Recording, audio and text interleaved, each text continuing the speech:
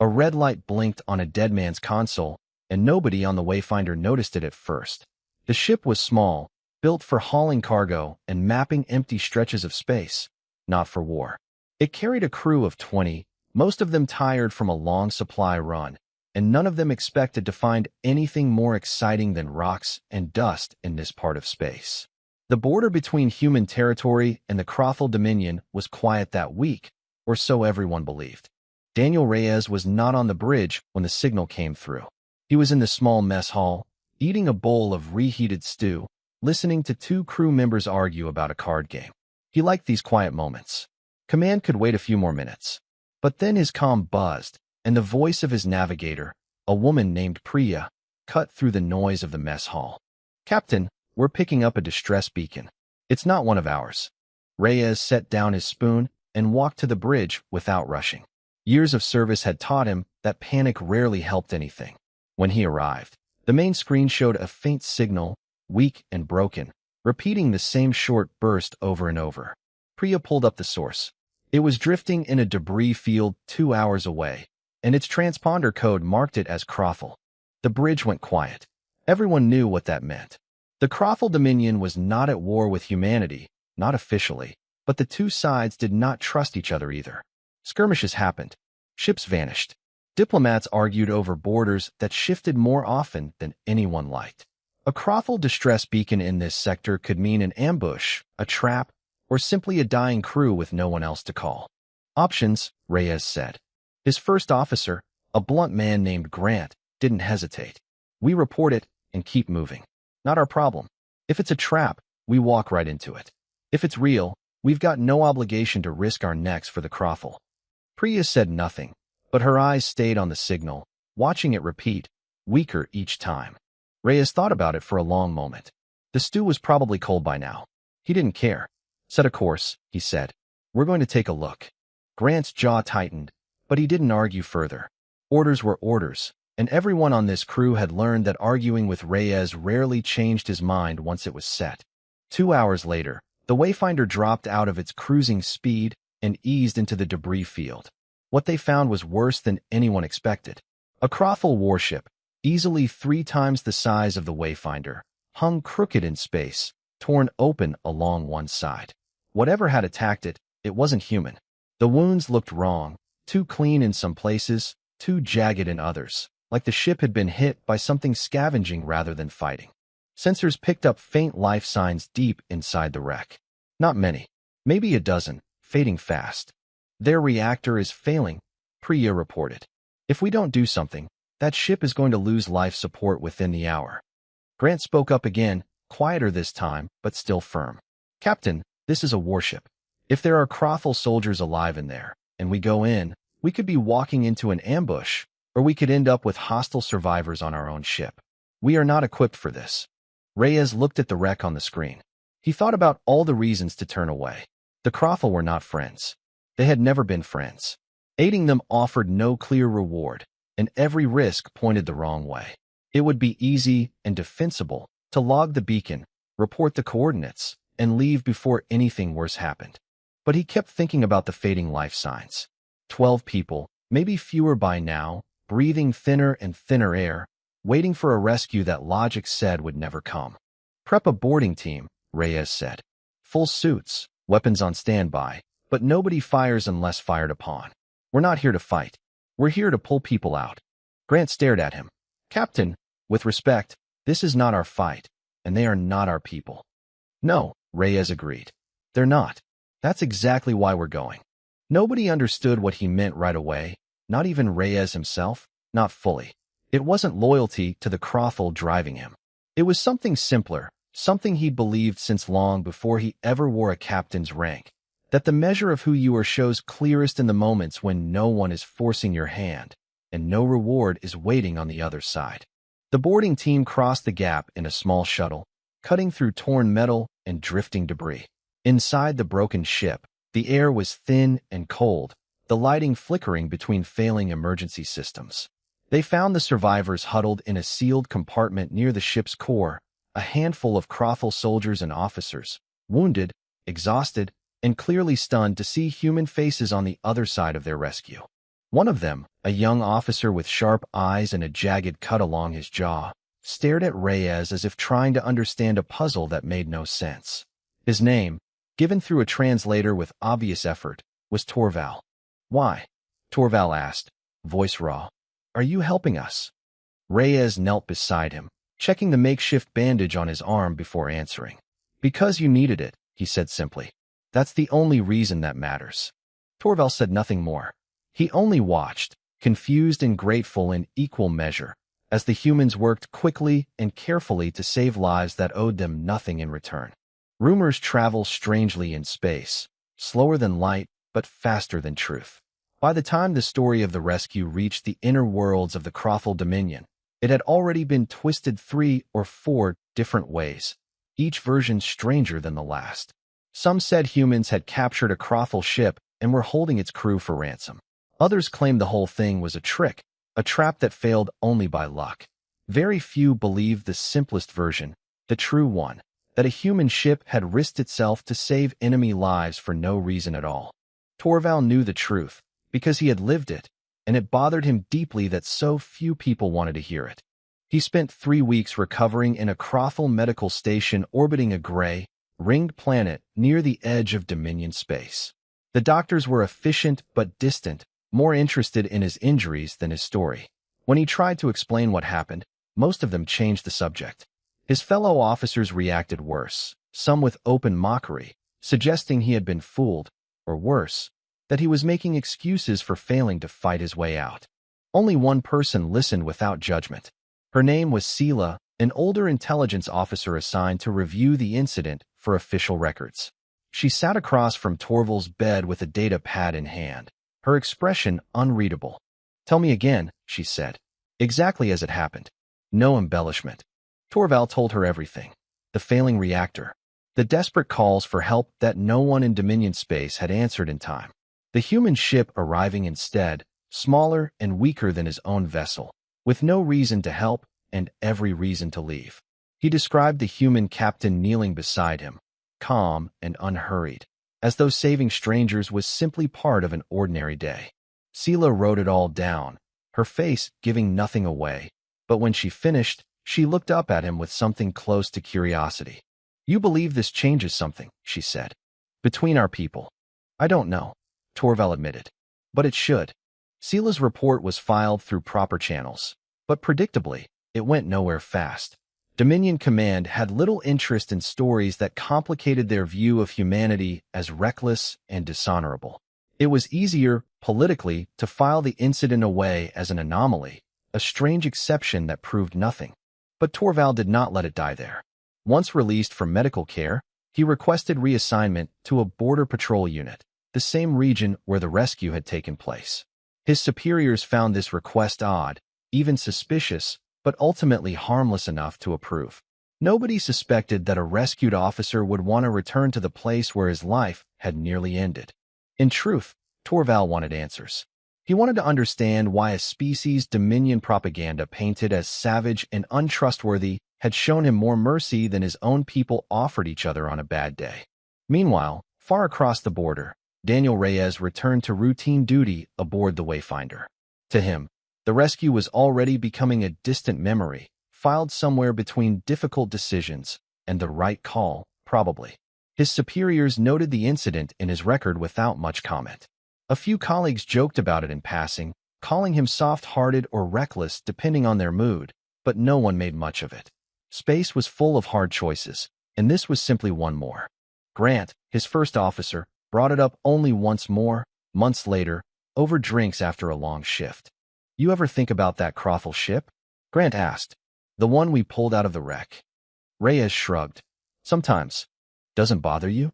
Helping them, knowing they'd probably have left us to die if the roles were reversed." Reyes considered the question seriously before answering. Maybe they would have. Maybe they wouldn't. Either way, that's on them, not me. I'm not interested in matching cruelty for cruelty. That's not the kind of captain I want to be. Grant didn't have a response to that, and the conversation moved on to easier topics. Years passed in the way years do when nothing dramatic interrupts the pattern of ordinary service. Reyes was promoted twice, eventually taking command of a larger exploration vessel with a bigger crew and greater responsibility. He trained new officers, some of whom heard the story of the rescue secondhand, retold by crew members who had been there, always ending with some version of the same lesson. Do the right thing, especially when no one is watching and nothing is owed to you in return. On the other side of the border, Torval rose through Dominion ranks slowly, carrying his experience quietly rather than shouting it from rooftops. He never abandoned the belief that something important had happened that day, even as most of his people continued to see humans as unpredictable at best, dangerous at worst. He kept the story alive in small ways, mentioning it to trusted officers, planting seeds of doubt in the rigid narrative that painted all humans as the enemy. Neither Reyes nor Torval knew that their paths would cross again, or that a much larger crisis was already stirring far beyond either side's charted borders, one that would force old enemies to remember what mercy had once looked like. Deep beneath the ice of a moon nobody had bothered to name, something old woke up. It had been sleeping for longer than either humans or the Crothal Dominion had existed as spacefaring peoples, buried in silence, waiting for a signal that finally came after countless centuries of stillness. When it woke, it did not think or feel the way living things do. It simply followed its purpose, the only purpose it had ever known: identify signs of life and remove them. Within days, ships began vanishing along the outer edges of Crothal territory. Automated probes went dark mid-transmission. A mining colony on a distant asteroid sent one panicked message before falling silent forever.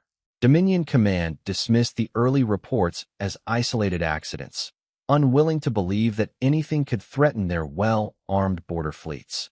That belief did not survive long.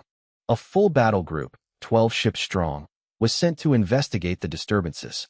Only 3 ships returned, badly damaged, their crews shaken and unable to fully explain what they had seen. Machines, they said, not built by any known species. Endless in number, relentless in pursuit, and utterly without mercy. By the time Dominion Command understood the scale of the threat, it was already spreading, machine swarms drifting toward inhabited systems like a slow, unstoppable tide. Torval, now a respected fleet commander, was given control of a defense group stationed near one of the threatened systems, a modest but heavily populated world called Doran's Reach. He had spent years earning this position through patience and skill, never forgetting the lesson he'd carried since the day of his rescue, though he rarely spoke of it anymore. The machine fleet arrived at Doran's Reach 3 weeks after the first warning signs. Torval's ships fought bravely, but they were outmatched from the very first exchange. The machines did not fear losses. They simply kept coming, wave after wave, adapting to Crothal tactics almost as quickly as they were used. Within days, half of Torval's fleet was destroyed, and the defense of Doran's Reach was collapsing. He sent an urgent request to Dominion High Command for reinforcements, only to receive a reply that chilled him more than the battle itself. No additional forces were available. Every fleet in range was already engaged elsewhere, facing the same relentless enemy on other fronts. Doran's Reach and Torval's remaining ships were on their own. Standing on the bridge of his flagship, watching tactical displays fill with red markers representing his dwindling forces, Torval faced a decision that felt impossible. Retreat would save what remained of his fleet, but abandon millions of civilians on the planet below. Staying meant near certain destruction, with no guarantee it would even slow the machine advance. It was his second officer, a sharp and practical woman named Ari, who first suggested the unthinkable. "There's a human colony 2 jumps from here," she said. "Fenwick Station. If the machines are moving this direction, they'll be a threat to humans eventually too. We could request aid." The bridge went silent. Requesting help from humans was not simply unusual, it was politically dangerous. Dominion Command had spent generations building a narrative of human unreliability and savagery. Asking for their help, especially in a moment of weakness, could be seen as an admission of failure, or worse, treason against the values the Dominion claimed to represent. "They won't come," said another officer. "Even if we ask, why would they risk themselves for us?" Torval thought of Doran's Reach's gray oceans and golden farmlands, and thought of the millions of lives below him, running out of time. He thought, too, unexpectedly, of a small human ship years ago, arriving where duty and safety both argued against it, saving strangers who owed them nothing. They might come, Torval said quietly, because once we didn't deserve saving either, and they came anyway. Ari looked at him carefully. You really believe that? I have to, Torval said, because right now, it's the only hope we have left. Against strong objections from several of his own officers, and without waiting for approval from Dominion High Command, Torval ordered a distress signal sent directly toward Fenwick Station, addressed to any available human fleet. He kept the message simple and honest, describing the threat, the losses already suffered, and the world still in danger below. He made no promises, offered no guarantees of future alliance, only the plain truth of the situation and a request for help. The signal launched into the dark, carried by a small scout ship racing ahead of the battle, its outcome uncertain. Back on the bridge, as the machine fleet regrouped for another assault, Torval turned to his remaining officers. We hold as long as we can, he said. Whether help arrives or not, the people on that planet deserve every extra hour we can buy them. The ships adjusted formation, weapons recharging, crews bracing for another wave. Nobody knew if the message would reach anyone in time, or if humans, given every reason in Dominion history to refuse, would answer a call for help from people who had never once returned the kindness shown to them. Far away, aboard a very different ship, that very message was about to change everything. The message arrived at Fenwick Station in the middle of a routine shift change, buried among dozens of other transmissions flagged for review. It might have sat unread for hours if not for a young communications officer named Diego, who noticed the origin coordinates and realized, with a jolt, that they came from deep within Crothel territory. He flagged it urgent and passed it up the chain immediately.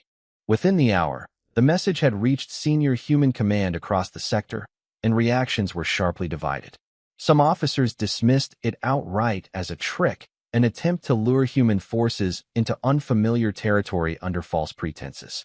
Others argued that even if genuine, it was not humanity's responsibility to bleed and die defending a species that had shown little goodwill in return over the years. A tense meeting was called aboard the regional command hub, gathering senior captains and fleet officers from across the border region. Arguments went back and forth for nearly 2 hours, weighing risk against consequence, old grudges against uncertain opportunity. It was Daniel Reyes, now commanding a much larger vessel called the Horizon, who spoke last, and whose words shifted the room. I read the details of this message twice, he said, standing at the head of the table. The signal came from a Crothel officer named Torval. That name means something to me. Years ago, my crew and I found his ship destroyed and dying, with no reason to help him and every reason to walk away. We helped anyway. That choice cost us nothing in the end, but it could have. We made it regardless. Several officers exchanged uncertain glances. Now that same officer is asking for our help, Reyes continued, knowing full well that Dominion Command will likely punish him for even sending this message. He's risking his career, maybe his life, because he remembered what we did that day. If we ignore this now, everything that choice was built on becomes meaningless. A senior admiral, an older woman named Whitfield, folded her arms. Sentiment is not strategy, Captain Reyes. We can't commit resources based on old memories and personal feelings. It's not sentiment, Reyes replied evenly. It's about what kind of people we choose to be when the moment actually tests us. We already proved once that we don't wait for guarantees before doing what's right. This is the same test, just bigger. The room fell quiet. Whitfield studied him for a long moment before finally nodding, not fully convinced but unwilling to block the decision outright. I won't order any captain to risk their ship for this, she said. But I won't stop volunteers either. Reyes didn't hesitate. The Horizon volunteers. To his surprise, and to the surprise of many in the room, other captains began speaking up as well. Some had heard fragments of the old rescue story passed down informally through fleet culture over the years, retold in mess halls and training rooms as an example of doing right without expecting reward. Others simply respected Reyes enough to trust his judgment. Within a day, a coalition task force had formed, 7 human ships in total, each commanded by a captain choosing to act independently rather than under any official alliance. It was smaller than Dominion Command might have hoped for, but it was real, and it was moving. As the fleet prepared to depart, Grant, who had served alongside Reyes for years and now commanded his own vessel within the task force, approached him privately. "You remember what I said back then?" Grant asked. "About it not being our fight."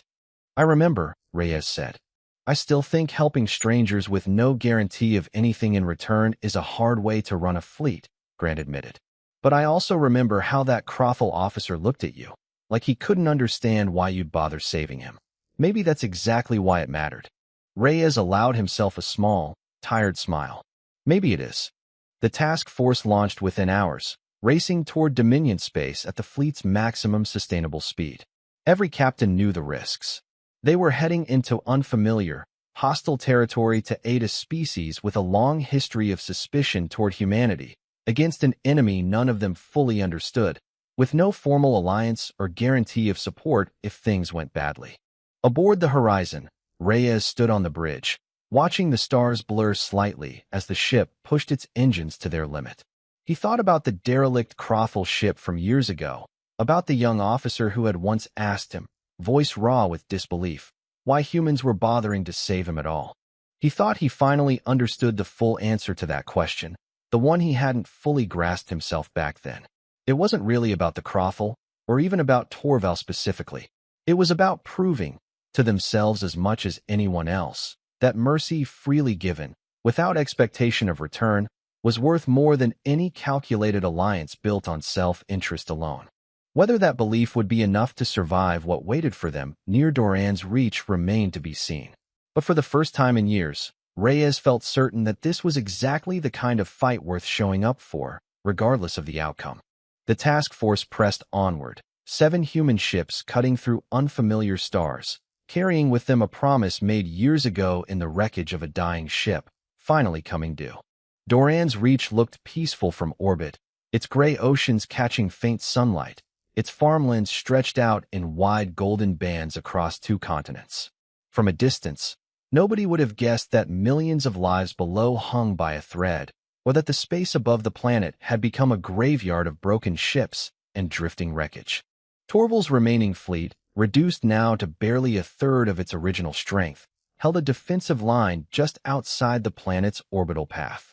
His crews were exhausted, running on stims and stubbornness, their weapons systems patched together after days of continuous fighting.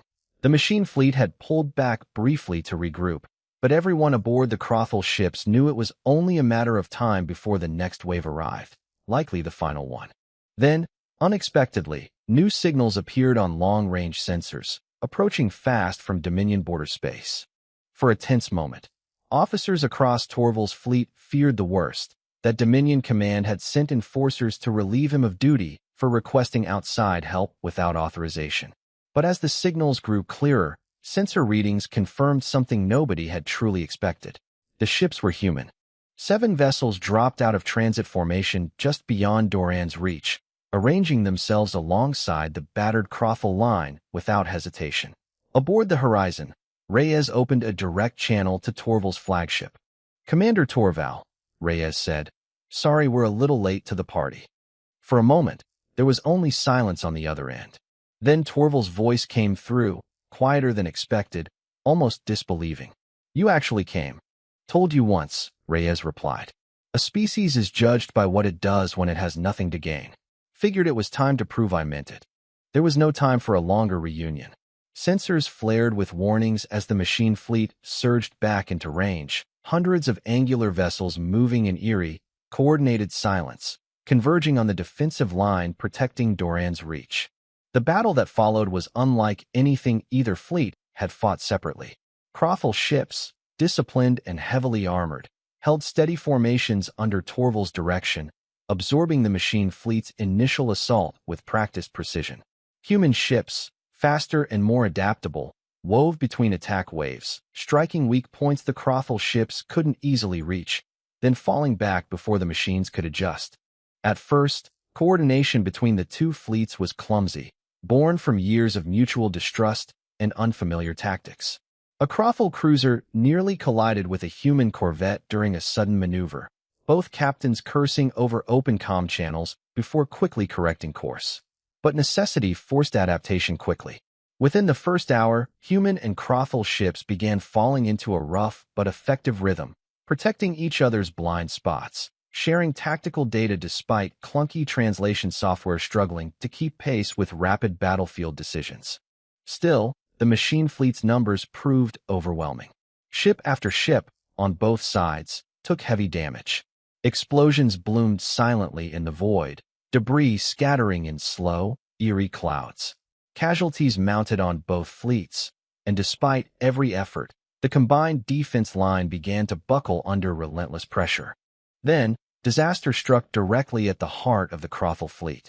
A concentrated machine assault broke through Torval's flagship shields, tearing deep gashes along its hull. Power failed across multiple decks. Torval, thrown hard against his command chair, struggled to maintain control as alarms blared and emergency lighting flickered to life around him. "Commander," Ari's voice cracked through the chaos. "We're losing main power. If we don't get clear, this ship isn't holding together much longer." Reyes, watching the disaster unfold from the horizon's bridge, made his decision instantly. "Get us in close," he ordered his helmsman. "We're pulling that ship out." Grant's voice crackled over comms, worry evident even through static. "Captain, that's deep inside the engagement zone. We'll be exposed on every side." "I know," Reyes said simply. "Do it anyway." The horizon surged forward, weaving between wreckage and enemy fire, drawing attention away from Torval's crippled flagship as it moved into position alongside the damaged Crothal vessel. Under heavy covering fire from both human and Crothal ships nearby, emergency tethers extended, pulling survivors across the gap in hurried, dangerous transfers, echoing almost exactly the rescue that had started everything years before, only now on a far larger, far more desperate scale.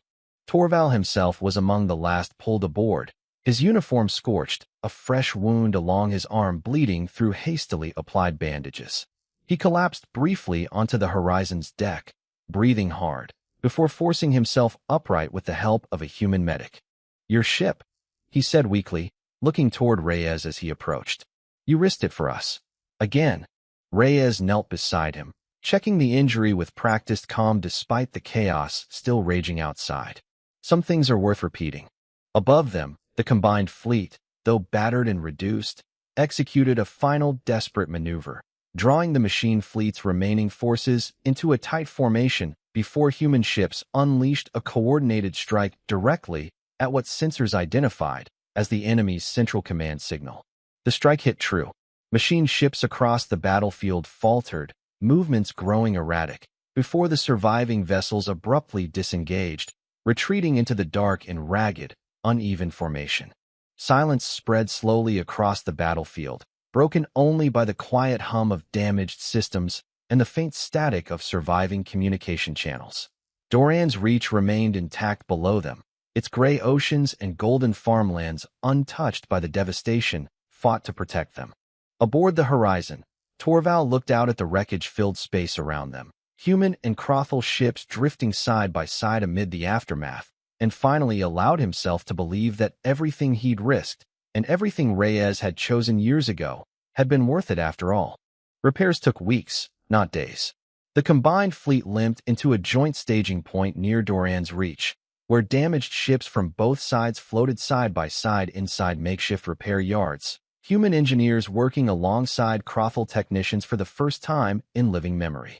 It was slow, awkward work at first, hampered by unfamiliar equipment and clumsy translation devices, but necessity again proved a strong teacher, and cooperation grew steadier with each passing day.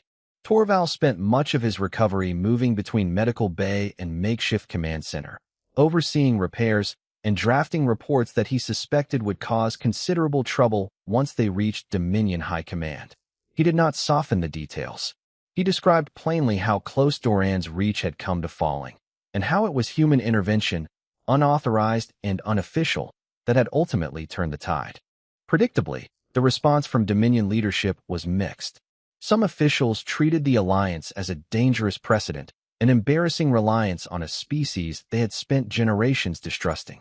Others, quieter and more practical, recognized that without human aid, an entire population world would likely have been lost.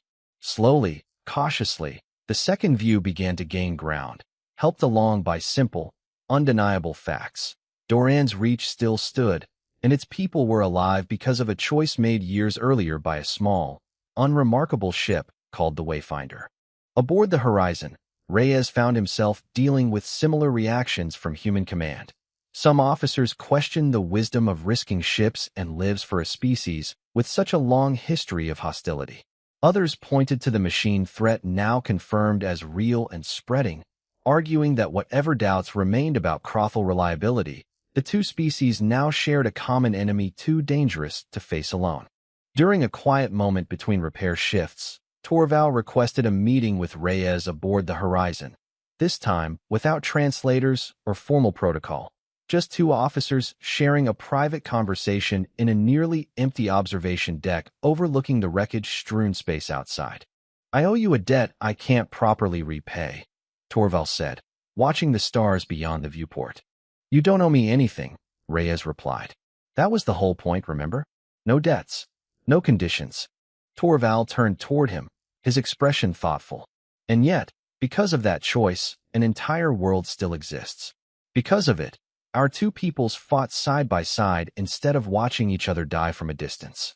That's not nothing, Captain." Reyes considered this for a long moment before responding. "No," he admitted, "it's not nothing. But it also wasn't calculated. I didn't save your crew that day hoping it would lead to this.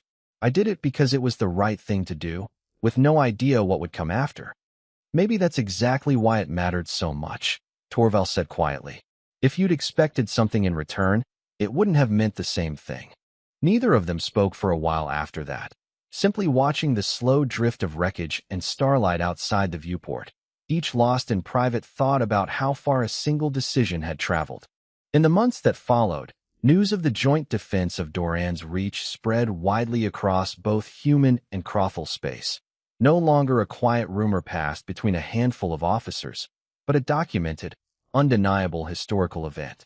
Official alliances remained complicated, tangled in politics and lingering suspicion on both sides, but something had shifted permanently in how each species viewed the other. Among human fleet captains especially, the story of the original rescue, and everything that followed from it, became something more than an old anecdote. It became a lesson actively taught to new officers during training, held up as an example of the kind of decision-making expected of anyone who wore a captain's rank. Do the right thing when it costs you something. Extend help without demanding guarantees. Trust that mercy, freely given, has a way of returning value nobody could have predicted at the time. Grant, now commanding his own vessel permanently, found himself repeating a version of this lesson to his own junior officers more than once, usually ending with a quiet admission that he hadn't understood it himself until he'd watched it play out firsthand. Reyes, for his part, never sought recognition for what had happened. He returned to routine duty once repairs were finished, resuming the same steady, unremarkable service that had defined his career for years. But something had changed in him too, a quiet confidence that the choices made without expectation of reward were often the ones that mattered most in the end. Late one evening, months after the battle, Reyes stood alone on the Horizon's observation deck, looking out at unfamiliar stars near the border between human and Crothel space, stars that had once marked the edge of hostile, uncertain territory and now represented something more complicated, more hopeful. He thought back to the derelict ship all those years ago, to a frightened young officer named Torval asking him, voice raw with disbelief, why humans would bother helping strangers who owed them nothing. He thought about how far that single choice had traveled since then, how it had quietly reshaped the fate of two entire species without either side fully realizing it, until the moment finally arrived. Somewhere beyond the viewport, human and Crothel ships continued moving in loose, careful formation together, no longer strangers bound only by suspicion and old grudges, but something new entirely, built slowly and carefully from a single act of mercy that nobody, not even Reyes himself, had ever expected to matter this much. It had, though. Every human captain who ever heard the story remembered exactly why.